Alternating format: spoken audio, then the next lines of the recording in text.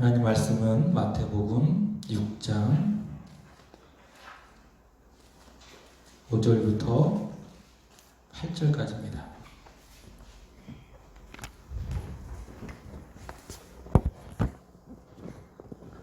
마태복음 6장 5절부터 8절까지입니다. 다 같이 한 목소리로 합독하겠습니다. 시작. 또 너희는 기도할 때에 외식하는 자와 같이 하지 말라. 그들은 사람에게 보이려고 회당과 큰 거리 어귀에 서서 기도하기를 좋아하느니라. 내가 진실로 너희에게 이르노니 그들은 자기 상을 이미 받았느니라. 너는 기도할 때에 내 골방으로 들어가 문을 닫고 은밀한 중에 계신 내 아버지께 기도하라. 은밀한 중에 보시는 내 아버지께서 갚으시리라. 또 기도할 때에 이방인과 같이 중언부언하지 말라. 그들은 말을 많이 하여야 들으실 줄을 생각하느니라. 그러므로 그들을 본받지 말라. 구하기 전에 너희에게 있어야 할 것을 하나님 너희 아버지께서 아시느니라. 아멘. 우리 서로 인사하겠습니다. 주님은 다 아십니다. 주님은 다 아십니다. 그것 하나만으로도 사실 오늘 말씀의 결론이라고 할 수 있습니다. 주님 다 아십니다. 우리의 마음도 아시고 우리의 형편도 아시고 우리의 생각도 아시고 우리의 가정 또 우리의 일터의 형편도 주님이 다 아십니다. 그리고 그 주님은 무능한 분이 아니라 전능하신 하나님이십니다. 로마서 8장 28절의 말씀처럼 모든 일들을 합력해서 선을 이루어 가실 줄로 믿습니다. 그때까지는 조금 어려워도 또 조금 고통스러워도 잘 참고 인내하고 견디시는 겁니다. 더 믿음으로 굳게 서시고 더 기도하시고 더 하나님의 말씀을 붙드시기를 바랍니다. 하나님 반드시 설을 이루어 주실 줄로 믿습니다. 지난주까지 우리 세안교회가 이런 교회가 되기를 원합니다 라고 하는 그런 소망과 또 바람을 가지고 말씀을 전했습니다. 첫 번째로 우리 세안교회에 이런 교회가 되게 하소서. 주님이 주인이 되시는 교회가 되게 하소서. 두 번째로는 예배죠. 진정한 예배가 숨쉬는 교회가 되게 하소서. 그 다음에 세 번째로는 기도죠. 믿음의 기도가 쌓이는 교회가 되게 하소서. 네 번째로는 찬양입니다. 최고의 찬양을 드리는 교회가 되게 하소서. 다섯 번째로는 말씀이죠. 선포되는 말씀이 살아 움직이는 교회가 되게 하소서. 여섯 번째로는 섬김입니다. 우리의 섬김과 우리의 헌신이 기쁨이 되어 열매를 맺는 그런 교회가 되게 하소서. 일곱 번째로는 사랑이죠. 사랑하는 교회 되게 하소서.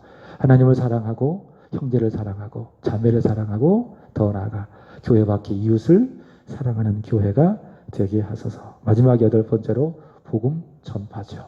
빛 대신 주님을 전하는 교회가 되게 하소서. 요 8가지 잊지 마시고요. 교회를 위해서 기도할 때에 무엇을 기도할까라고 고민될 때에 이 8가지 기억하시고 여러분이 이대로 기도한다면 말씀을 드렸기 때문에 또 성경의 근거에서 말씀을 전했기 때문에 그것은 주님의 소원이고 그대로 구하면 주님이 기뻐하시고 반드시 응답해 주실 줄로 믿습니다. 더 좋은 교회로 우리 하나님께서 우리 교회를 만들어 가실 줄로 믿습니다. 그렇게 8번에 걸쳐서 이런 교회가 되게 하소서 말씀을 전했는데 그 다음에는 어떤 주제로 말씀을 전해볼까라고 생각을 하다가 금요기도회가 아무래도 말씀을 듣고 기도하는 시간이잖아요. 그렇다가 보니까 기도에 대해서 말씀을 한번 전해보고 싶다 이런 마음의 소원이 있었고 그러는 가운데에 우리 주님께서 가르쳐 주신 주기도문이 생각이 났습니다. 그래서 많게는 9번, 짧게는 8번에 걸쳐서 앞으로 주님 가르치신 그 주기도문에 대해서 말씀을 전하도록 하겠습니다. 이후에는 시편의 말씀을 가지고 또 언제가 될지 모르겠지만 그렇게 또 말씀을 전해보는 것으로 기대해 보고요. 여러분 성경적인 신앙에는 기본적으로 5가지가 있습니다. 꼭 기억하십시오. 자, 성경적인 신앙 몇 가지? 5가지. 첫 번째로는 따라서 해볼까요? 창조신앙. 창조신앙입니다. 창조신앙. 하나님께서 무에서 유로 이 세상을 그리고 저와 여러분을 창조하셨다라고 하는 창조신앙입니다. 그리고 이 창조신앙은 어디까지 가야 하는가 하면 그렇게 창조하신 만물들을 하나님께서 자신의 선하신 뜻대로 다스리시고 지키시고 이끌어 가신다라고 하는 섭리까지 가야 합니다. 그래서 첫 번째 우리의 신앙, 창조신앙. 하나 더 붙인다면 섭리신앙. 두 번째 따라서 볼까요? 임마누엘 신앙. 임마누엘 신앙이 무엇인가 하면 무엇이죠? 하나님은 나와 영원토록 함께 하신다. 이것이 바로 임마누엘 신앙입니다. 예수님의 이름이 임마누엘 아니겠습니까? 하나님이 함께 하십니다. 그래서 예수를 믿는 사람, 하나님이 함께 하시는 사람, 하나님이 붙드시는 사람, 바로 그 사실을 믿는 겁니다. 임마누엘 신앙이고요. 그 다음에 세 번째로는 따라서 봅니다. 십자가 신앙. 십자가 신앙입니다. 예수님 내 죄를 담당하시고 어디에서? 십자가에 달려 죽으셨습니다. 그래서 내 모든 죄가 사해졌습니다. 십자가 신앙이고요. 그렇게 십자가로 죄사함 받고 구원 받았기 때문에 오늘 나에게 주어진 나의 십자가를 지고 우리 주님을 따르겠습니다. 라고 하는 십자가 신앙입니다. 그 다음에 네 번째로는 따라서 봅니다. 부활신앙. 부활신앙입니다. 자, 예수님께서 십자가에서 나를 대신해 내 죄 때문에 죽으셨습니다. 그게 십자가입니다. 그럼 부활은 무엇이냐? 나에게 생명을 주시기 위해서 예수님께서 죄를 이기시고 사망을 이기시고 부활하셨다라고 하는 부활신앙입니다. 그래서 부활신앙은 무엇이냐? 승리입니다. 승리. 그래서 교회는 부활의 주님을 믿기 때문에 부활신앙을 가지고 있기 때문에 반드시 승리하는 겁니다. 그러니까 오늘의 실패가 승리를 무너뜨릴 수 없습니다. 승리를 위한 과정이 뭐예요? 오늘의 실패일 수 있어요. 그래서 교회는요, 실패한다고 해서 낙심, 좌절, 절망할 필요가 있어요? 없어요? 없습니다. 이 실패는 승리의 과정이기 때문에 우리 개인도 마찬가지예요. 우리는 반드시 승리합니다. 왜냐하면 예수님께서 부활하셨기 때문에. 그래서 내가 오늘 어렵다 할지라도, 내가 오늘 무너져 있고, 오늘 내가 실패한다 할지라도 낙심할 거 없습니다. 그것은 승리를 향해 가기 위한 하나의 계단에 불과하기 때문에 그렇습니다. 이것이 바로 부활 신앙입니다. 마지막으로 따라해서 봅니다. 재림신앙. 재림신앙은 무엇이죠? 예수님, 나를 위해서 이 세상에 다시 오신다. 그리고 나를 영원한 하나님의 나라에 들려 올라가게 하신다라고 한 이 재림의 신앙입니다. 이 다섯 가지 꼭 기억하십시오. 창조신앙, 임마누엘 신앙, 십자가 신앙, 부활 신앙, 마지막으로 재림의 신앙. 근데 이 신앙을 뒷받침하도록 하나님께서 우리에게 주신 세 가지의 선물이 있습니다. 다 성경 안에 있는 거예요. 이 다섯 가지의 신앙이 잘 뒷받침되어질 수 있도록 하나님께서 우리에게 주신 세 가지의 보물, 교회에게 주신 세 가지의 보물이 있는데, 첫 번째로는 우리가 수요일마다 배우고 있는 무엇입니까? 우리의 신앙 고백이죠. 사도신경입니다. 그래서 우리의 믿음의 내용과 기초가 무엇이냐? 성경을 통해서 사도들이 고백했던 그 내용, 믿음의 기초, 그것이 무엇이에요? 사도신경이라는 겁니다. 그래서 사도신경을 잘 배우면, 또 바르게 고백하면 우리의 믿음의 내용이 채워지고 기초가 든든해져 가는 것입니다. 자, 두 번째로는 십계명입니다. 자, 그 믿음의 내용을 갖고 있어요. 믿음의 기초를 가지고 있어요. 그러면 믿은 대로 그 다음에 어떻게 해야 됩니까? 살아가야 되지 않겠습니까? 그죠? 그래서 우리가 믿은 바대로, 믿음의 내용대로 우리가 하나님 앞에 하나님을 위해서 어떻게 살아가야 할 것인가라고 하는 그 행동에 대한 말씀을 우리에게 알려주는 것이 무엇인가 하면 십계명이라고 하는 겁니다. 십계명. 이것을 다른 말로 이야기한다면 기독교 윤리라고 이야기하게 되는 것이죠. 그래서 사도신경을 믿음이라고 이야기한다면 그 십계명은 믿음의 열매인 행함이라고 할 수 있을 것입니다. 그래서 이후 기회가 된다면 한번 십계명도 한번 말씀을 나눠보기를 원하는 것입니다. 그 다음에 세 번째로는 주기도문입니다. 자, 믿음의 기초가 있어요. 내용이 있어요. 그리고 행함으로 살아가요. 믿음과 행함을 가지고 살아가는 우리 그리스도인들의 비전, 교회의 목표, 그것이 무엇인가? 그것이 무엇입니까? 주기도문이라고 하는 겁니다. 이것은 단지 개인의 기도가 아니라 교회가 믿음과 행함을 가지고 있는 신자가 하나님 앞에서 살아갈 때에 이 세상을 향한, 우리를 향한 하나님의 꿈과 비전, 그것이 무엇이라고요? 주기도문이다 라고 하는 겁니다. 우리의 신앙을 뒷받침하는 세 가지의 보물, 자, 믿음에는 사도신경, 행함에는 십계명, 또 우리의 비전은 주기도문, 그 세 가지 다 기억하시기 바랍니다.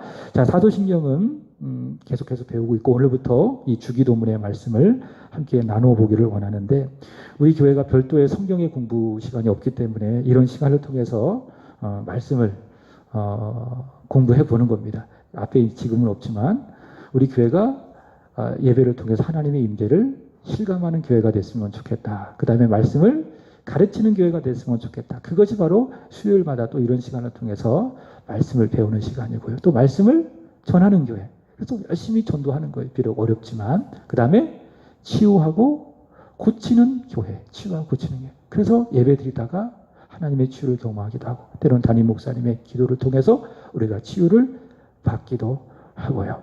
자, 이런 시간들을 통해서 우리가 말씀을 잘 공부했으면 좋겠다라고 하는 것입니다. 자, 한번 따라해서 봅니다. 기도는 뿌리입니다. 기도는 뭐라고요? 뿌리다라고 하는 겁니다. 여러분, 제가 기도는 뿌리다라고 하는 그 결론을 추출하려고 합니다. 잘 들어보세요. 교회를 지탱하는 뿌리가 있습니다. 나무가 딱 서 있으려면 뿌리가 있어야 되는 것처럼, 뿌리가 딱 있는 나무는 바람이 불고 비가 와도 잘 쓰러지지 않습니다. 근데 뿌리가 없으면은 금방 쓰러져 버리죠. 교회도 마찬가지입니다. 교회도 뿌리가 있어야 합니다. 교회 뿌리는 뭐냐 라고 했을 때에 저는 이렇게 말하고 싶습니다. 교회의 뿌리는 예수님이시다. 아멘이시죠? 교회의 뿌리는 예수님이시다. 왜냐하면 성경을 보니까 예수님은 교회의 머리가 되신다. 또 예수님은 교회의 몸이 되신다. 교회는 예수님의 몸이다. 이런 표현을 통해서 아, 그렇구나. 교회의 뿌리는 예수님이로구나. 우리는 이렇게 고백하고 믿게 되는 것이죠. 동시에 그 예수님은 정말 교회의 주인이십니다. 라고 하는, 교회의 뿌리는 예수님입니다. 라고 하는 인정하는 우리의 믿음이 동시에 교회의 뿌리입니다. 그러니까 예수님이 교회의 뿌리시고 정말 예수님은 교회의 뿌리가 되십니다라고 하는 우리의 믿음, 이 믿음, 이것이 바로 교회의 뿌리이다라고 하는 겁니다. 그래서 예수님과 우리의 믿음이 하나가 되어서 교회의 뿌리를 형성하게 되어지고 그 뿌리를 통해서 교회가 서가게 되는 것입니다. 그래서 예수님이 정말 우리 교회의 주인이 되십니다. 예수님은 교회의 머리가 되십니다. 예수님은 지금도 말씀과 성령으로 우리 교회를 다스리고 계십니다라고 하는 우리의 믿음이 구체적으로 나타나는 증거가 무엇인가 하면 기도입니다. 기도. 그러니까 내가 기도하고 있느냐, 교회가 기도하고 있느냐, 그렇지 않느냐에 따라서 그 교회가 뿌리가 단단한가, 그렇지 않은가를 확인할 수 있는 거예요. 교회가 있지만 기도하지 않아요. 그럼 그 교회는 뿌리가 약하거나 또는 없는 겁니다. 근데 교회의 규모나 사이즈나 이것과 상관없이 교회가 열심히 모여서 기도하고 있어요. 그 교회는 어떤 교회? 아, 그렇구나. 뿌리가 있는 교회로구나. 예수님을 주인으로 인정하고 고백하는 교회, 뿌리 있는 교회로구나 확인할 수 있는 것입니다. 요즘 코로나로 인해서 많은 교회가 어려움을 당하고 있어요. 여기 가까운 이 서문화 교회에 확진자가 발생해서 지금 교회가 폐쇄가 됐대요.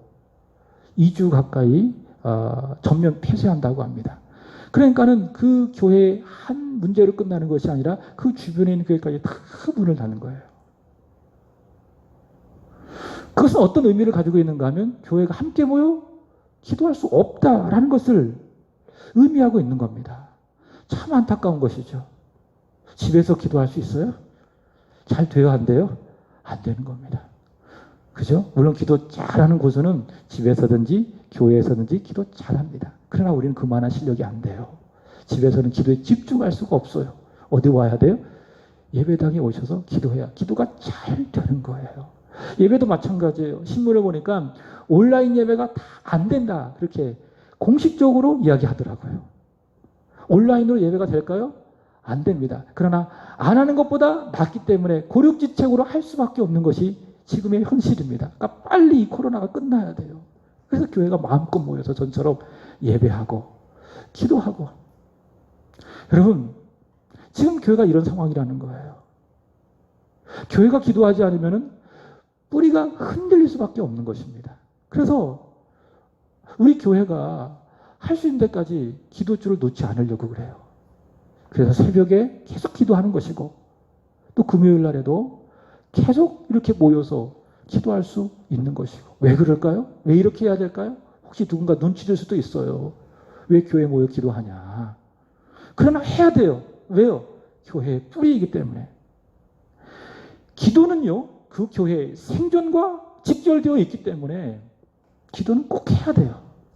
교회의 뿌리가 기도이기 때문에. 내 개인도 마찬가지예요. 내가 기도하지 않아요. 기도 못한다고 때로는 핑계해요. 너무 바빠서. 근데 아니죠. 바빠서 기도 못하는 것이 아니라 바쁘기 때문에 뭐 해야 돼요? 기도하셔야 돼요. 너무 바빠서 기도 못하는 것이 아니라 너무 바쁘기 때문에 기도하는 거예요. 내가 기도하지 못해요. 기도하지 않아요. 무슨 증거입니까? 내 삶에 지탱하는 뿌리가 없다라고 하는 거예요. 왜 자꾸 흔들려요? 이런 상황에, 저런 상황에 내 마음이 자꾸 흔들리고 내 생각도 흔들리고 근심하고 절망하고. 왜 그럴까요? 잘 생각해 보세요. 뿌리가 없기 때문에 그러는 거예요. 그럼 그 뿌리는 뭐냐? 예수를 붙드는 믿음, 기도라는 거예요. 그래서 기도하는 사람은 뿌리가 있는 거예요.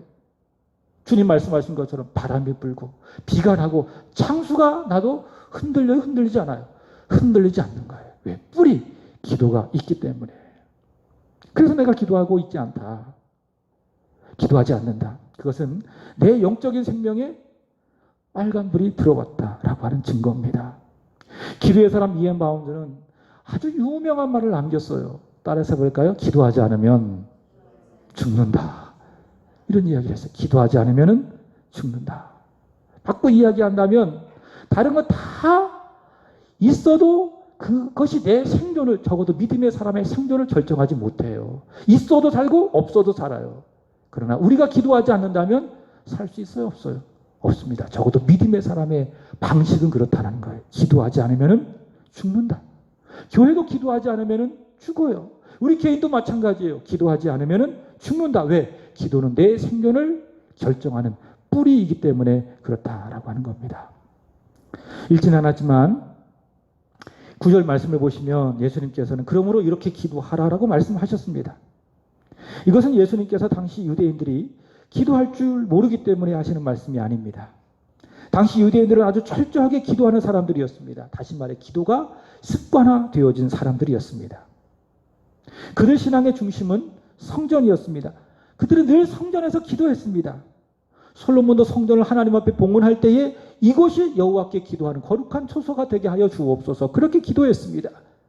그래서 그들의 마음속에는 항상 성전이 중심이었고, 그 성전은 어떤 곳이냐? 기도하는 집.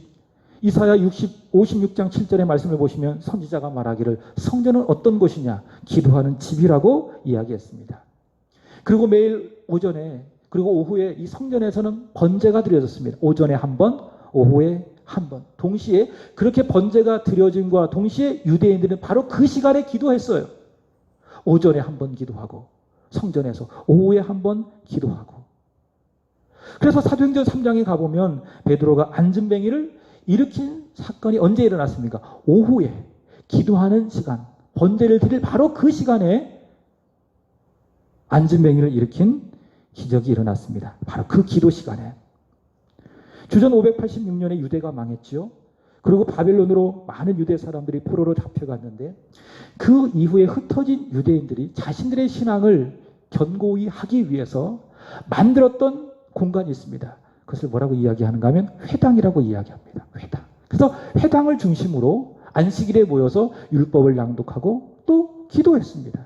그래서 회당도 역시 성전과 함께 기도하는 집이라 그렇게 이야기했습니다. 정말 열심히 기도하는 사람들이라는 거예요. 개인도 마찬가지죠. 다니엘은요. 다니엘의 경우를 보더라도 다니엘 6장 10절과 13절의 말씀을 보시면 몇 번 기도했습니까? 3번. 하루에 3번 무릎을 꿇고 하나님 앞에 기도를 했습니다. 이처럼 유대인들은 기도와 생활이 분리되지 않았습니다. 그들의 생활 속에는 늘 기도가 있었죠. 늘 기도가 습관화되었던 사람들, 그 사람들이 바로 유대인들이었습니다. 자, 그런데 그럼에도 불구하고 예수님께서 뭐라고 말씀하십니까? 9절, 너희는 이렇게 기도하라. 너희는 이렇게 기도하라. 이렇게 말씀하신 것을 우리는 이상히 여겨야 합니다. 기도 잘하고 있는데, 기도 열심히 하고 있는데, 오전과 오후에 기도하고, 하루에 3번씩 기도하고, 회당에 모여 기도하고, 성전에서 기도하고, 기도가 생활이고 생활의 기도인데 예수님께서 그들에게 말씀하시기를 너희는 이렇게 기도해라. 이렇게 말씀하신 의도가 무엇일까요? 너희들이 열심히 기도하고 있는데 그 기도가 잘못됐어. 기도의 본질로부터 점점 벗어나고 있어. 너희의 기도가 기도답지 못하고 있어. 그 사실을 아셨기 때문에 예수님께서는 말씀하시는 거예요. 그러므로 너희는 이렇게 기도하라 라고 말씀하시면서 정말 그들이 들어야 할 기도, 본질의 내용을 채우는 그런 기도를 예수님께서 가르쳐 주셨습니다. 그것이 무엇이죠? 주님 가르쳐 주신 기도, 주기도문이라고 하는 겁니다. 자, 그럼 오늘 읽었던 본문으로 돌아가서 그들의 기도, 예수님께서 책망하셨던 유대인들의 기도는 어떤 기도였는가? 자, 2가지를 말씀하고 있습니다. 자, 첫 번째로는 우리 5절의 말씀을 함께 읽어보겠습니다. 다 같이 시작. 그들은 사람에게 보이려고 회당과 큰 거리 어귀에 서서 기도하기를 좋아하느니라. 내가 진실로 너희에게 이르노니 그들은 자기 상을 이미 받았느니라. 아멘. 자, 첫 번째, 그들의 잘못된 기도는 어떤 기도였는가 하면 외식적인 기도였습니다. 여기서 외식하다라고 하는 헬라어는 어떤 의미인가 하면 이런 의미입니다. 연기하다, 이런 의미입니다. 그러니까 사람이 연기를 하잖아요. 속마음은 안 그래요. 근데 겉으로는 마치 긴 것처럼 보여지는 걸 뭐라고 이야기하죠? 연기한다, 그렇게 이야기하죠. 그래서 영화를 보거나 또 드라마를 보면 다 배우들이 뭐 하고 있어요? 연기하고 있잖아요. 그죠? 그 속은 썩어 문드러져 가고 있는데, 우울증으로 막 고통스러워하고 있는데 마치 아닌 것처럼, 정말 행복한 것처럼 브라운관에 화면에 보여지죠. 뭐 하고 있어요? 연기하고 있어요. 누구 보라고? 시청자들 보라고. 그 영화를 보라고. 그게 뭐예요? 연기예요. 유대인들이 그렇게 기도했다는 거예요. 연기하는 것처럼 기도했다라고 하는 겁니다. 그러니까 겉과 속이 다른 거예요. 기도하는 모습과 기도하는 마음이 전혀 다른 거예요. 이것이 무엇입니까? 연기고 외식이고, 또 겉과 속이 다르기 때문에 그것을 뭐라고 이야기하죠? 위선이라고 이야기하는 거예요. 그럼 왜 많은 유대인들이 외식적이고 또 위선적인 기도를 했는가? 다시 5절의 말씀을 보시면, 자, 누구에게 보이기 위해서? 사람에게 보이려고 그들은 기도했다, 그 말이에요. 그러니까 하나님 앞에서 기도해야 되는데 그 기도의 본질을 잃어버리고 사람에게 보이려고 기도를 하니까 그 기도가 아니라 뭐가 된 거죠? 연기가 되는 거예요. 그리고 외식이 되고 위선이 되는 겁니다. 야, 내가 이렇게 기도하고 있다. 나를 봐라. 나는 정말 이렇게 기도하고 있으니 믿음 좋은 사람 아닌가? 나만큼 하나님을 경외하는 사람이 있으면 나와봐. 내 기도하는 모습을 보고. 그렇게 자신의 믿음을, 자신의 경건을 사람들에게 보여주고 싶은 그 욕심이 너무나도 컸기 때문에 그들은 기도했다는 거예요. 근데 좀 더 많은 사람들에게 자신이 그 기도를 통해서 그 경건한 모습과 믿음의 그 모습을 보여주기 위해서 어디로 뛰어나가죠? 사람들이 많이 모여있는 회당에 가기도 하고, 또 사람들이 많이 모여있는 큰 거리에 가서 기도하기를 어떻게 했어요? 좋아했어요. 그래서 열심히 거기서 기도하는 거예요. 사람 앞에서 열심히 기도하는 거예요. 그럼 사람들이, 야, 저 사람 믿음 좋구나. 아, 저 사람 참 경건하구나. 그 사람을 높여준 거예요. 그러나 잘 보세요. 5절 다시 보시면 예수님께서 뭐라고 말씀하십니까? 내가 진실로 너희에게 이르노니 그들은 자기 상을 이미 받았느니라. 무슨 말일까요? 사람들로부터 칭찬을 받을 거 아니에요. 그렇게 기도하니까. 그죠? 그럼 이미 사람들로부터 칭찬을 받았기 때문에 하나님이 주실 상이 있어요, 없어요? 없다는 거예요.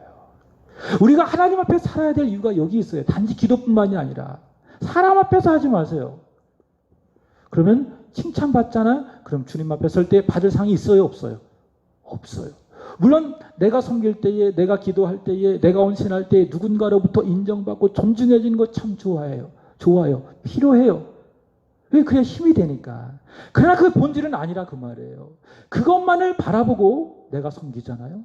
내가 기도하잖아요. 사람들로부터 칭찬을 받잖아요. 그럼 그걸로 끝이에요. 하나님 앞에 받을 상이 있어요, 없어요? 없어요. 유대인들의 기도가 그랬다 그 말이에요. 사람들로부터 칭찬받기 위해서 회당에 가고 큰 거리에 서서 열심히 기도했어요. 사람들로부터 인정받았어요. 근데 그게 뭐예요? 외식이에요. 그리고 하나님 앞에 받을 상이 없다 그 말입니다. 예수님께서 뭐라고 말씀하십니까? 그렇게 기도하는 것은 기도가 아니다. 그것은 사람 앞에 보이려고 하는 위선이다. 외식이다. 그리고 연기다. 전혀 기도답지 못하다. 그럼 진정한 기도가 무엇인가? 그것은 사람 앞에 하는 것이 아니라 누구 앞에서? 하나님 앞에서 드리는 것이 바로 기도이다라고 하는 거예요. 기도할 때 기본적인 것 놓치지 마세요. 옆에 사람 신경 쓰지 말고요. 옆 사람이 무슨 기도를 하나 신경 쓸 거 있어요, 없어요? 없어요. 나도 기도할 때에 내 기도를 옆에 사람이 들으면 어떡할까? 신경을 쓸 필요 있어요, 없어요? 없어요. 왜? 기도는 사람 앞에서가 아니라, 사람 옆에서가 아니라 하나님 앞에서 드리는 것이기 때문에. 그래서 예수님께서 6절 보시면 하나님 앞에서 기도해라는 사실을 이렇게 말씀하시죠. 6절 보시겠습니다. 시작. 너는 기도할 때에 내 골방에 들어가 문을 닫고 은밀한 중에 계신 내 아버지께 기도하라. 은밀한 중에 모시는 내 아버지께서 갚으시리라. 기도할 때 어떻게 기도하라고요? 사람 앞에서 기도하지 말고 하나님 앞에서 하나님을 의식하면서 기도해라. 그럼 거기가 골방이 되는 거예요. 여러분이 이 시간 하나님을 의식하면서 하나님 앞에 기도하잖아요. 그럼 이 시간 이 자리가 주님 말씀하신 골방이 되는 거예요. 여러분 사업의 터전에서, 여러분의 일터에서, 때로는 운전하다가 하나님 생각하면서 열심히 기도하잖아요. 그럼 거기가 어디예요? 하나님 앞에서 기도하는 골방이 되는 거예요.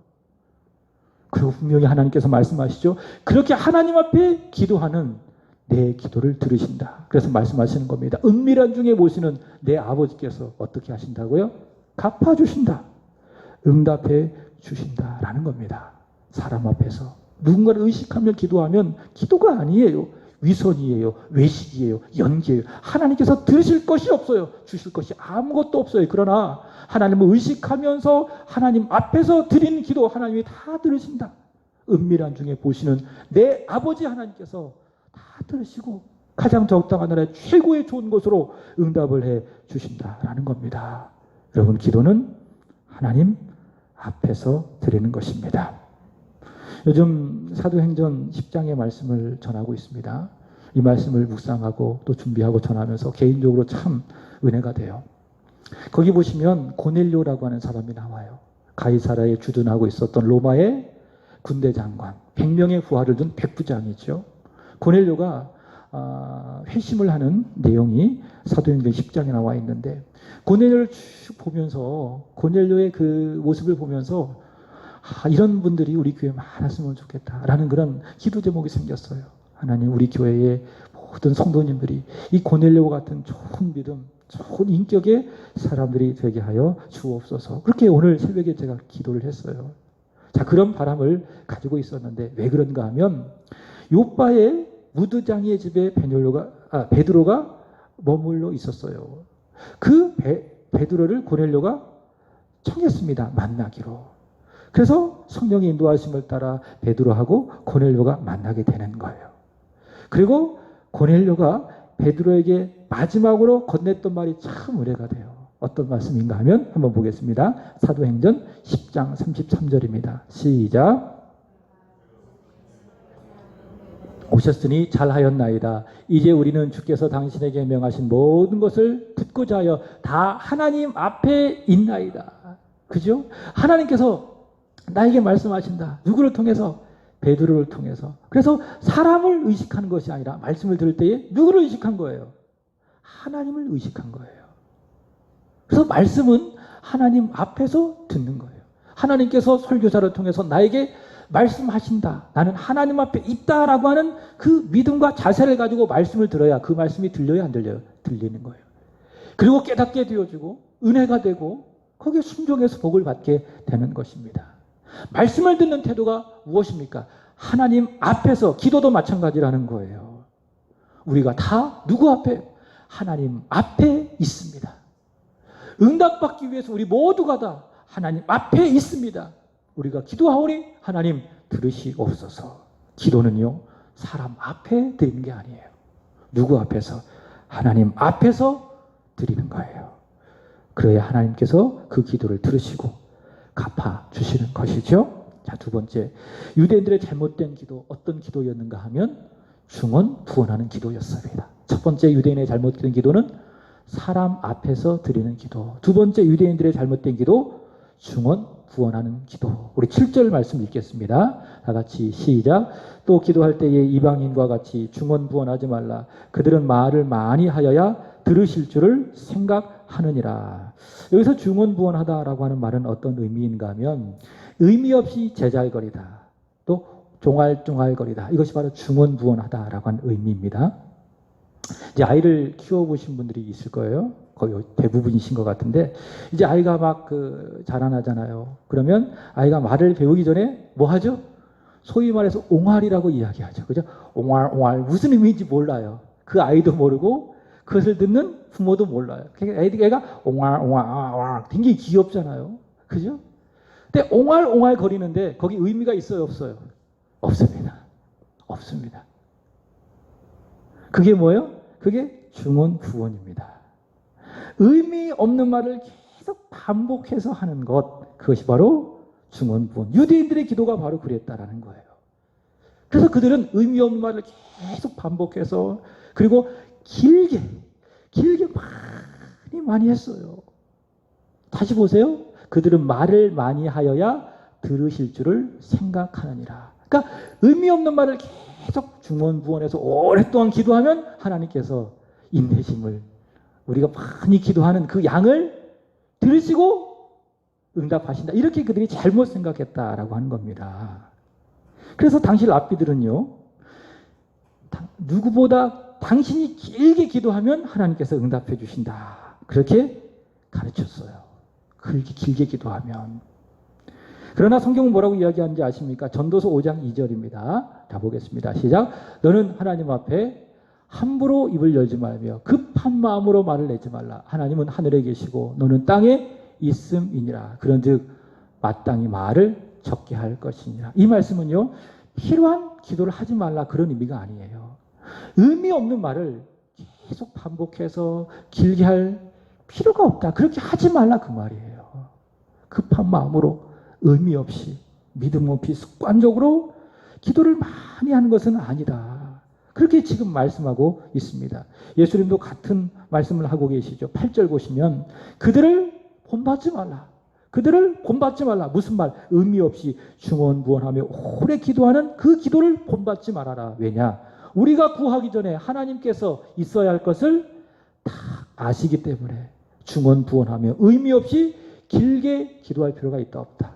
없다 그 말이에요. 중언부언하는 기도가 아니라 우리의 기도 한마디 한마디에 내 마음을 담고 믿음을 담고 사랑을 담고 신뢰를 담아 드리는 기도, 그것이 바로 좋은 기도, 응답되는 기도, 그리고 참 기도가 됩니다. 말씀을 마치겠습니다. 여러분, 하나님이 우리에게 다가오시는 수단이 있습니다. 오늘 새벽에도 말씀을 드렸죠. 하나님은 어떤 하나님? 말씀하시는 하나님. 하나님 우리에게 다가오세요. 그분이 영이신데 어떻게 우리에게 다가오실까요? 말씀을 통해서 다가오시는 거예요. 그래서 성경을 읽다가 은혜가 되잖아요. 그럼 무슨 증거입니까? 하나님이 나에게 다가오시는구나. 설교자를 통해서 목사님을 통해서 말씀을 듣는데 은혜가 돼요. 깨달아져요. 아, 그렇구나. 마음에 큰 성령의 은혜가 끼쳐져요. 무슨 의미입니까? 하나님이 나에게 다가오시는구나. 그렇게 우리는 믿으면 되는 겁니다. 하나님께서 우리에게 다가오시는 것은 말씀을 통해서 다가오십니다. 그러면 우리 편에서 하나님께 다가가는 수단은 무엇입니까? 기도입니다. 기도.